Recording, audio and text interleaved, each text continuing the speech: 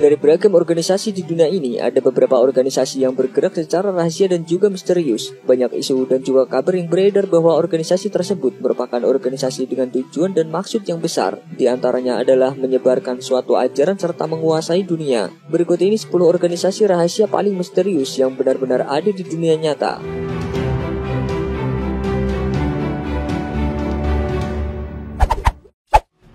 Hermetic Order of the Golden Dawn.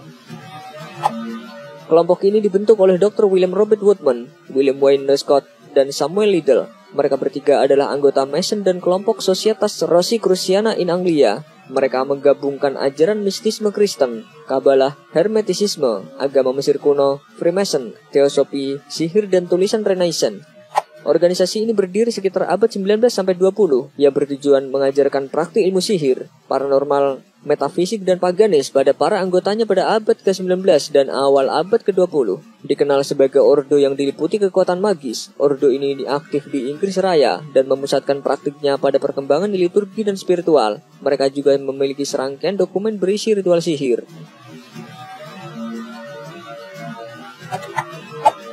Order of the Solar Temple.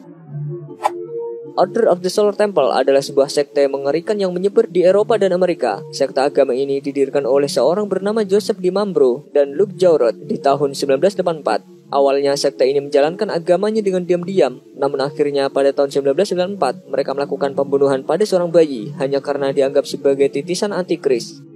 Selanjutnya, banyak sekali anggota dari kelompok ini melakukan bunuh diri dadakan di seluruh dunia. Mereka menganggap jika bunuh diri adalah sebuah ritual agar bisa segera masuk surga. Yang terakhir, ada 100 anggota sekte yang ditemukan meninggal akibat ditembak, diracun, dan dibakar oleh ketuanya sendiri.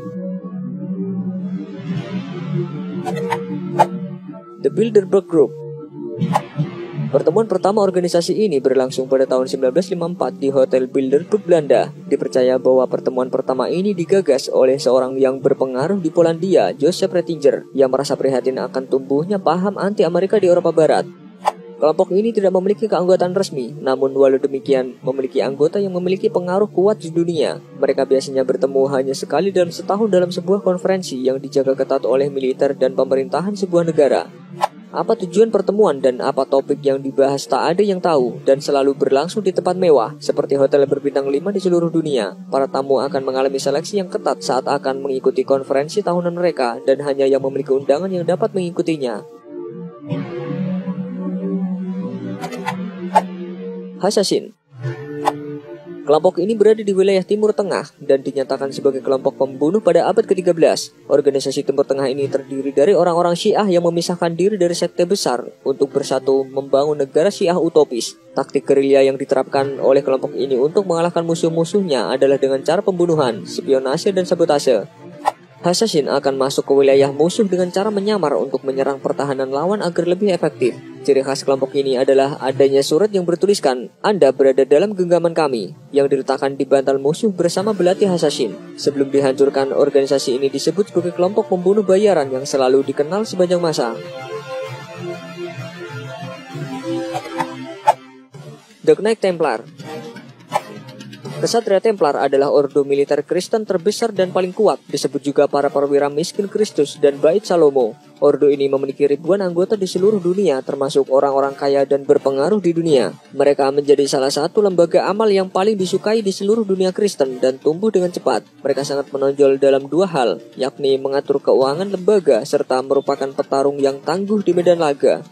Pada tahun 1307, banyak anggota dari Kesatria Templar yang ditangkap, dipenjara, dan disiksa agar memberikan pengakuan palsu. Bagi yang menolak akan dibakar di tiang panjang. Paus Clement V membubarkan ordo ini pada tahun 1312 di bawah tekanan Raja Philip IV.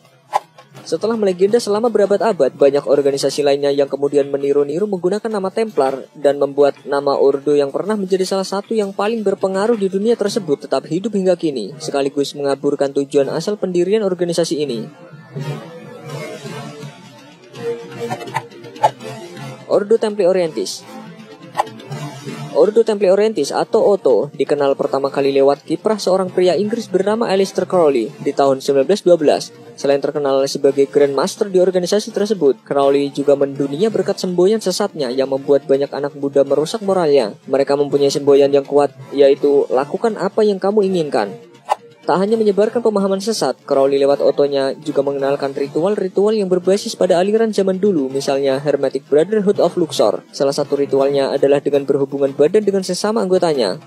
Sepeninggal Crowley, Otto bukannya mati, namun malah makin menggila. Buku-bukunya menginspirasi banyak orang yang akhirnya tertarik untuk bergabung. Ada yang mengatakan segala penyimpangan yang terjadi saat ini, seperti narkoba dan perilaku sesama jenis, datangnya dari Otto.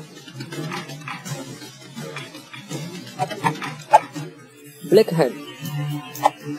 Organisasi ini dibentuk dari anggota Serbian Army di Kerajaan Serbia pada 10 Juni 1901. Ajaran atau tujuan dari organisasi ini adalah Unification or Death, atau juga bisa diartikan sebagai bersatu atau mati.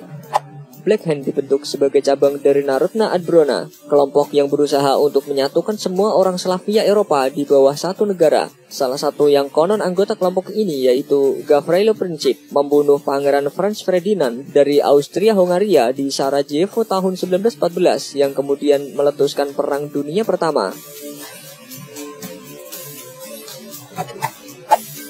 Skull and Bones. Skull and Bones atau Tengkorak dan Tulang adalah komunitas rahasia di Yale University, New Haven, Connecticut. Masyarakatnya secara informal dikenal sebagai Bones dan anggotanya sebagai Bonesmen. Ada banyak teori konspirasi tentang keberadaannya. Salah satu teori konspirasi tersebut menunjukkan bahwa ia memainkan peran dalam konspirasi global untuk mengontrol dunia. Skull and Bones dibentuk pada tahun 1932 setelah terjadi perselisihan antara Linonia, Brothers in Unity, dan Calliope Society atas penghargaan Pi Beta Kappa di musim itu. Illuminati. Dibentuk pada tanggal 1 Mei 1776, Illuminati sampai kini selalu dikaitkan dengan banyak teori konspirasi. Salah satu yang populer adalah New World Order. Banyak kritikus religius dan konservatif mengklaim bahwa Illuminati bertanggung jawab atas revolusi Prancis. Jika kalian melihat uang $1, kalian bisa langsung menemukan simbol Illuminati di atasnya yang dipercaya berhubungan dengan teori konspirasi New World Order. Illuminati disebut-sebut memuja iblis dan masih terus berkembang dan eksis secara tersembunyi atau diam-diam hingga detik ini. Kelompok ini juga telah menyebar di berbagai belahan dunia secara terselubung, termasuk Indonesia. Freemasonry. Nama Freemasonry mungkin pernah kita dengar. Mereka sering dikaitkan dengan Illuminati, padahal Freemasonry benar-benar berbeda. Organisasi rahasia ini diciptakan dari 4 grup rahasia yang kemudian menjadi satu di tahun 1717.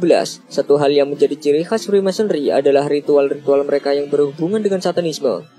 Saat ini setidaknya ada 5 juta orang anggota yang disebut Mason tersebut menyebar di seluruh dunia. Menurut kabar, Freemasonry yang sekarang diisi oleh elit politik dunia serta artis-artis terkenal. Ada yang mengatakan jika sekali menjadi anggota Freemasonry maka selamanya tidak akan bisa keluar. Mengakui identitasnya di muka publik atau memaksa keluar, akibatnya bisa dibunuh. Hal ini dilakukan agar nama Freemasonry tetap menjadi misteri.